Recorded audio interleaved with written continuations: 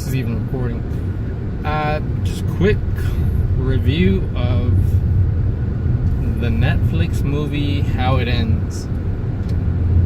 Lately, Netflix has been doing a lot of original films, and they're promoting in their own site and their own page, on their own page.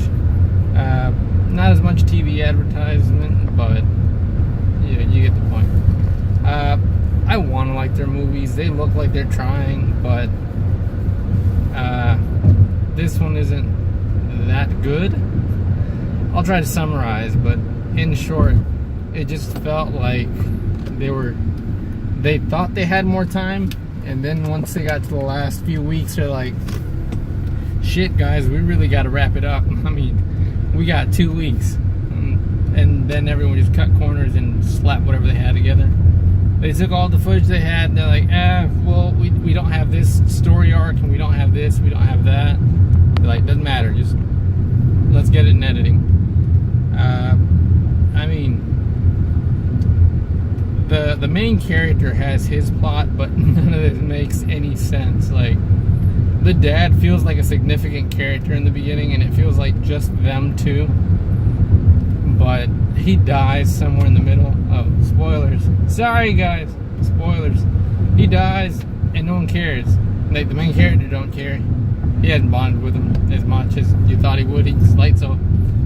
I already said spoilers. He lights him on fire. He leaves him in his car, and he lights the car on fire. Cremates him. They pick up some additional character, a native girl who is, I guess, a mechanic. And they're going to use her skills to repair the car on their journey from Chicago to Seattle. They kind of care about her, and halfway through it, they kind of don't. And she gets sick of it, and I know she just saw... They literally, the day before, saw a storm that has like hail and explosive lightning. She says, nah, I'm good to walk back. They've already driven like 1,000 miles. I don't know, some ridiculous amount. But she says, I'll just walk back. I don't want to deal with this. So she leaves. There's a lot of... I mean, they're not even big crowds. There's a lot of menacing groups of like 2-3 people. I don't know how they came in control of whatever area they were found in.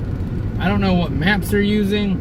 Like, there's a third guy. Like, there's so many characters that show up and leave at random. There's a guy with his family. He turns out to be a good dude. So in exchange for his vehicle, the main character gives him all the food from his dad's house. The last guy just shows up. He kept the guy's girlfriend. Oh yeah, in the story, he has to go find his girlfriend who lived in Seattle.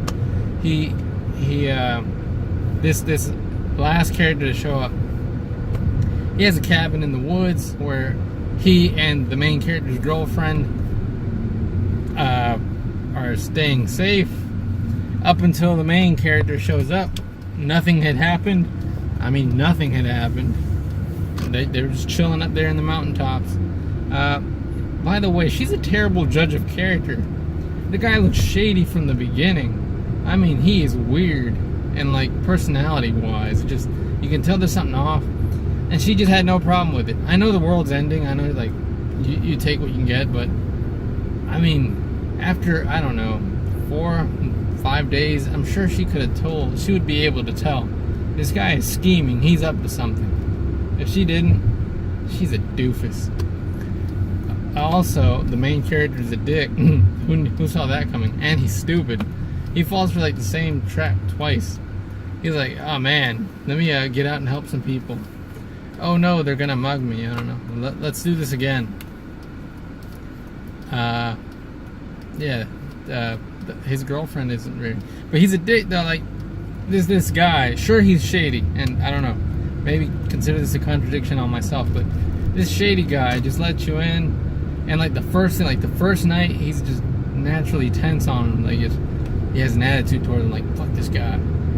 And then he just like... This guy pitches this ridiculous scenario. It's kind of ridiculous, but he's like, hey man, don't be stupid. I just saw it. You're an idiot. It's like, dude, you're in his house. Chill the fuck out. They're both dicks.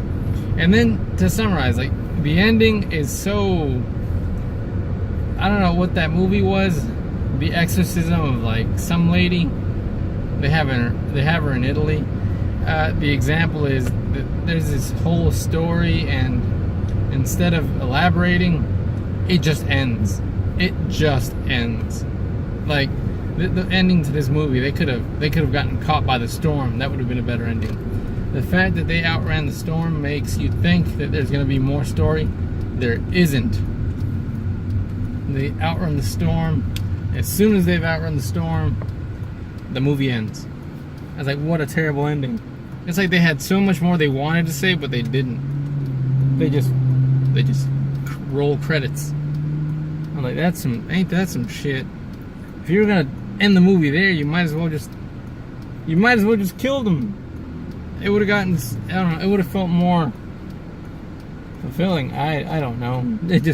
It wasn't a good movie. It has moments where it feels like it could have been good. Like they had a script and a storyline, and I don't know, like good characters, and like some of the characters that were there, like they had more story. But either they wanted to fill a certain time, like an hour and 50, I think is the movie runtime, or they ran out of production time. Like they were filming like, oh shit, July. I thought you said we had until August.